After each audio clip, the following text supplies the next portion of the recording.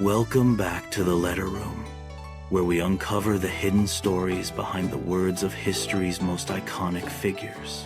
Today, we're stepping into a truly remarkable moment, a letter written by a 12-year-old Fidel Castro to none other than Franklin Delano Roosevelt, President of the United States, on November 6, 1940.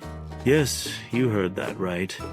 Long before he became the revolutionary leader of Cuba, a young Fidel penned this audacious letter, congratulating FDR on his re-election and boldly asking for a $10 bill. This letter is a fascinating glimpse into the mind of a boy who would one day change the course of history. Let's set the stage. It's 1940, and the world is on the brink of chaos.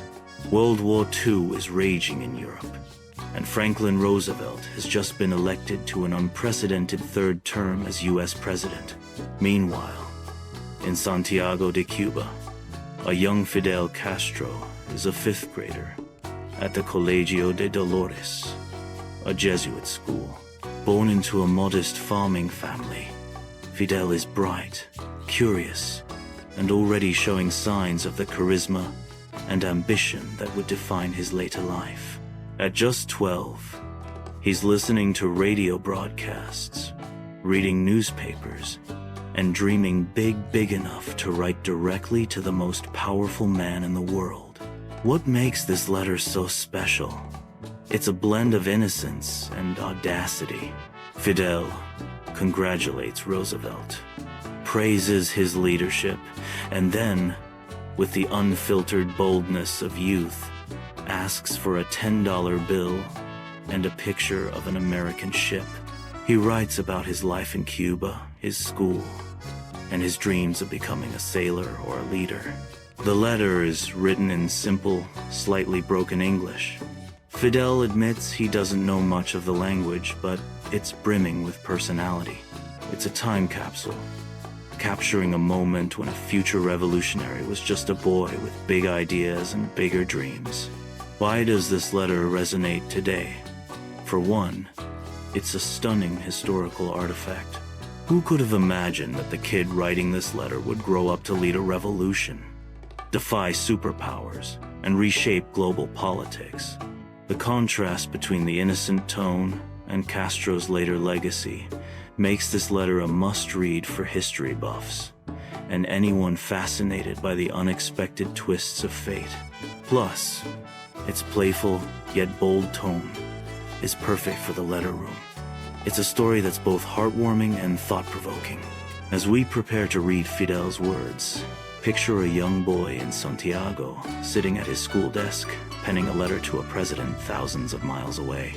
This is Fidel, before the beard, before the cigar, before the revolution, a kid with dreams as big as the world. So, let's step into the letter room and hear the words of a 12-year-old Fidel Castro, written exactly as he sent them to Franklin Roosevelt in 1940.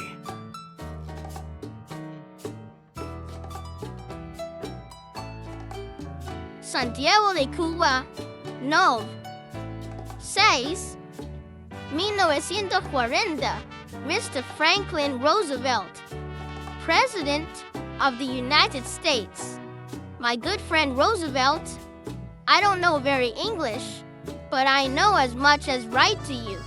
My name is Fidel Castro. I'm 12 years old, and I'm a student in the 5th grade at the Colegio de Dolores in Santiago de Cuba. I like to listen to the radio, and I heard you were elected again as president. So, I decided to write to you to congratulate you and ask you something. My friends and I are very happy because we think you are a great man who helps people. I saw your picture in the newspaper, and my teacher told us you are fighting to make the world better. In Cuba, we don't have much money, and sometimes it's hard to get things we need, like books or shoes for school. My father works hard on our farm, But he says the sugar prices are low and life is tough. I thought maybe you could help us because you are the president of the richest country. If you have any old $10 bills you don't need, could you send me one? I have never seen a $10 bill from America, and I want to show it to my friends. They say American money is very pretty, with pictures of great men like you.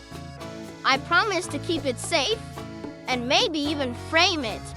I also heard you have big ships and airplanes in your navy. I like ships a lot, and I want to be a sailor when I grow up. Or maybe a leader like you. If you have a picture of one of your ships, could you send that too? I would be very proud to have it. My teacher says America and Cuba are friends, and we help each other. I know you are very busy, but I hope you read my letter. If you come to Cuba someday, I will show you around Santiago. We have mountains and a big castle called San Pedro de la Roca. It's very old and strong, like the forts in your country. I think you would like it. My friends and I talk about how America has big cities like New York, and we want to visit them someday. Maybe when I'm older, I can come to Washington and meet you. Please write back if you have time. I told my mother I was writing to you, and she laughed and said, "You might be too busy, but I think you will read this because you are a kind man. I hope you stay president for a long time and keep helping people. Thank you for reading my letter, Mr. Roosevelt. I will wait for your answer. Your friend, Fidel Castro. P. S.C. My address is Colegio de Dolores, Santiago de Cuba. If you send a $10 bill, I will send you a picture of me and my friends to say thank you."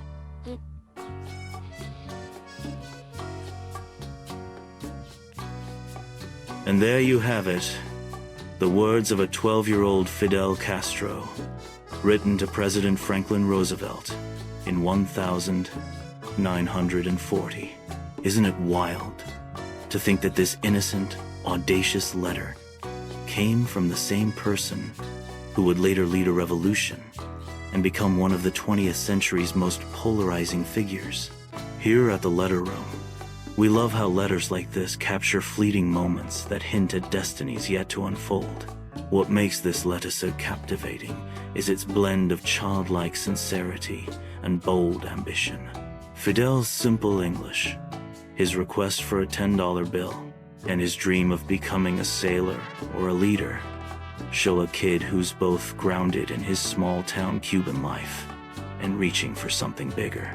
His mention of his school, his family's struggles, and his fascination with American ships paints a vivid picture of a boy curious about the world.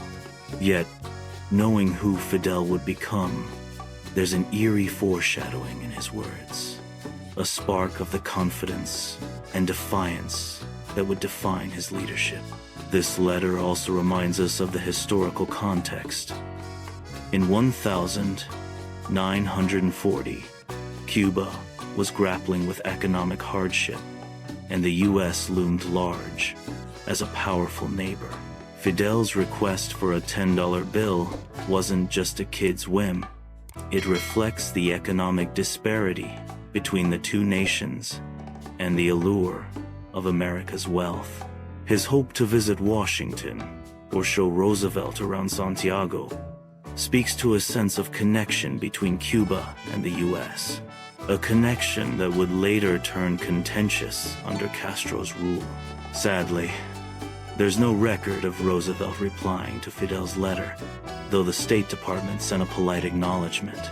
Imagine if FDR had sent that $10 bill, or a photo of a ship. Would it have changed Fidel's path? Probably not.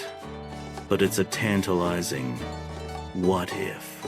This letter is a snapshot of a moment when history could have gone any number of ways. And that's what makes it so powerful for us at the Letter Room. For our audience, this letter is more than a historical curiosity. It's a reminder that even the most towering figures start as ordinary people, with dreams and daring. Fidel's letter shows us that history is made of small moments, letters, hopes, and bold gestures that ripple through time. Thank you for joining us in the Letter Room. If you were moved by young Fidel's words, hit that like button, subscribe, and let us know in the comments what other letters you'd love us to explore. Until next time, keep reading, keep dreaming, and keep history alive.